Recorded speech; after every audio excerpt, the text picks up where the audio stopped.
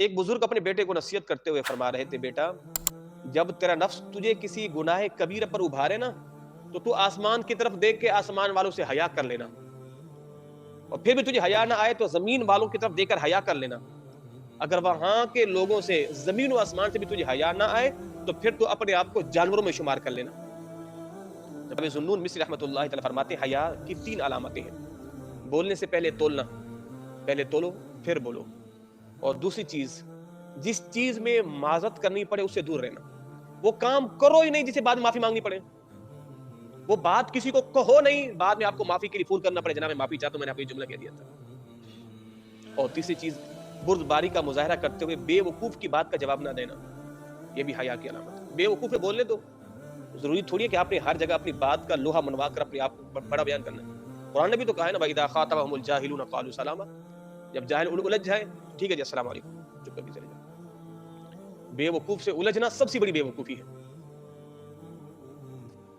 اللہ اکبر۔ میرے مدنی آقا نے ارشاد فرمایا کہ جب اللہ تعالیٰ کسی کو ناپسند فرماتا ہے نا تو اس سے حیا کو چھین لیتا ہے، اور جب کسی سے حیا چھین لی جاتی ہے تو اللہ اسے ناپسندیدگی سے ملتا ہے۔ بے شک اللہ کو شریف، حوصلہ مند، سوال سے بچنے والا انسان پسند ہے، جبکہ بے حیا، بےہودہ بکواس کرنے والا، چیخ چیخ کر مانگنے والا اللہ کو پسند نہیں ہے۔ جس چیز میں حیا نہ ہو اسے زینت نہیں ملتی، اور جس چیز میں حیا ہو اللہ اسے زینت والا، اللہ اس بندے کے اندر روب اور دبدبہ پیدا کرتا ہے جس کے اندر حیا ہو۔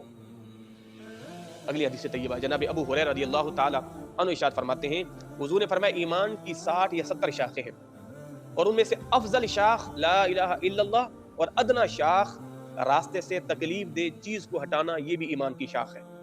صلی اللہ تعالی علیہ وآلہ وسلم نے، میں نے بھی کہا نا صحابہ کرام نے کہا، حضور نے فرمایا صحابہ کرام سے اللہ سے حیا کیا کرو، تو جناب عبداللہ بن مسعود کیا فرماتے ہیں، حضور ہم تو حیا کرتے ہیں اللہ سے، اللہ کی حمد کرتے ہیں، اس کی تعریف کرتے ہیں، ہم حیا کرتے ہیں۔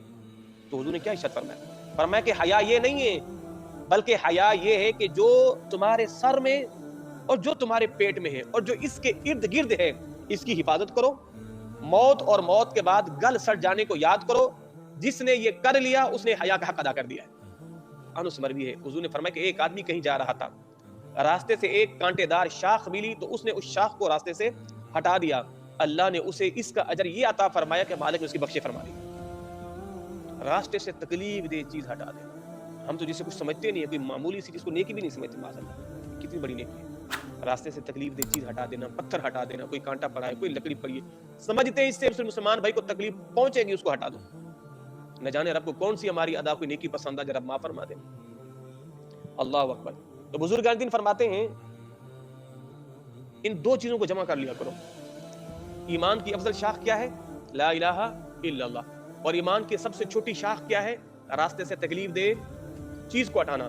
فرمایا کہ اگر راستے سے تکلیف دے چیز ہٹا لو تو اس کے بعد ایک دفعہ لا الہ الا اللہ محمد رسول اللہ پڑھ لیا کرو، تاکہ تم دونوں ایمان کی افضل کو بھی اور ایمان کی ادنا شاخ کو دونوں کو جمع کر لو۔